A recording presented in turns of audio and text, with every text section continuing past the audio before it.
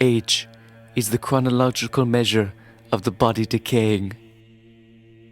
Chromosomes, carrying out their activities millions of times a day, slowly find themselves receiving compromised instructions, losing their purpose, and rebelling against their host. The host, in turn, finds his or her own self suddenly unfamiliar, less responsive, unable to react with vigor or elasticity to its hostile environment. And yet humans, in their infinite capacity to convert despair to hope, turn these annual markings of age into a form of communal celebration to be anticipated and honored. Such is the case for my niece Gretel, who has turned 4. This is her birthday.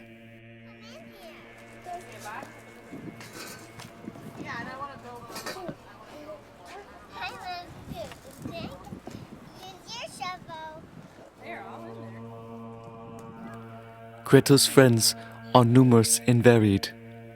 Karl Gunders, a pudgy neighborhood boy whose chubby fingers grab at his playmates in an obscene but unknowing parody of adult courting rituals.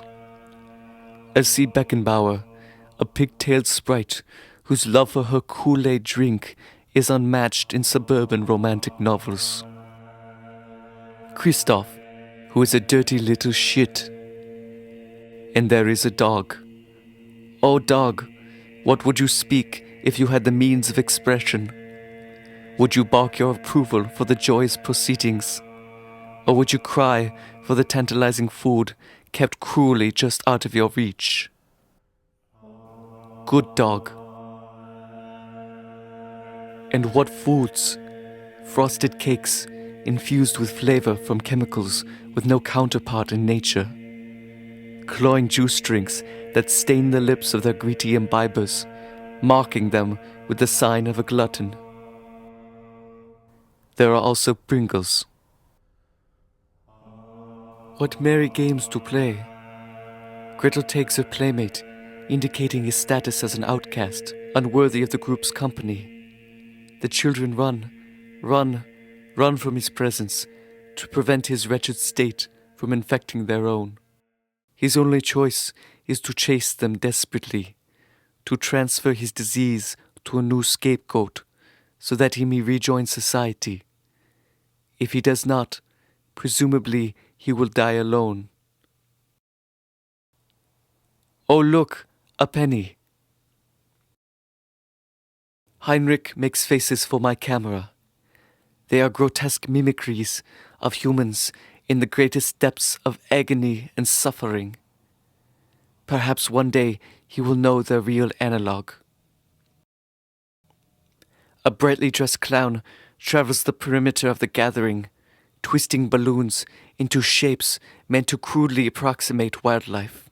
This brings the children joy, but having myself seen wildlife twisted into monstrous shapes by the agents of an uncaring natural order, bathed in their own blood and sinew, I find myself only reminded of man's elemental vulnerability and loneliness.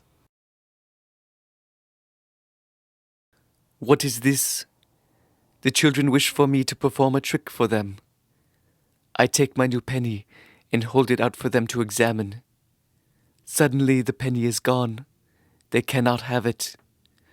Now they've had their first lesson in the Marxist nature of power.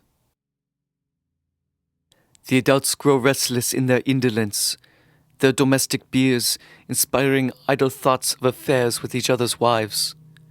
To preserve the social order, the party must end.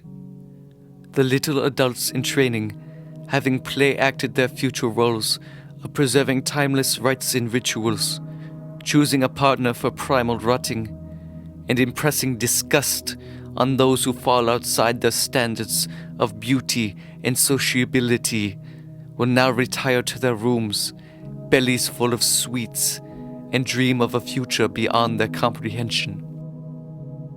I will return to my home and drink Scotch whiskey, content that man's absurd ballet will be danced by another generation.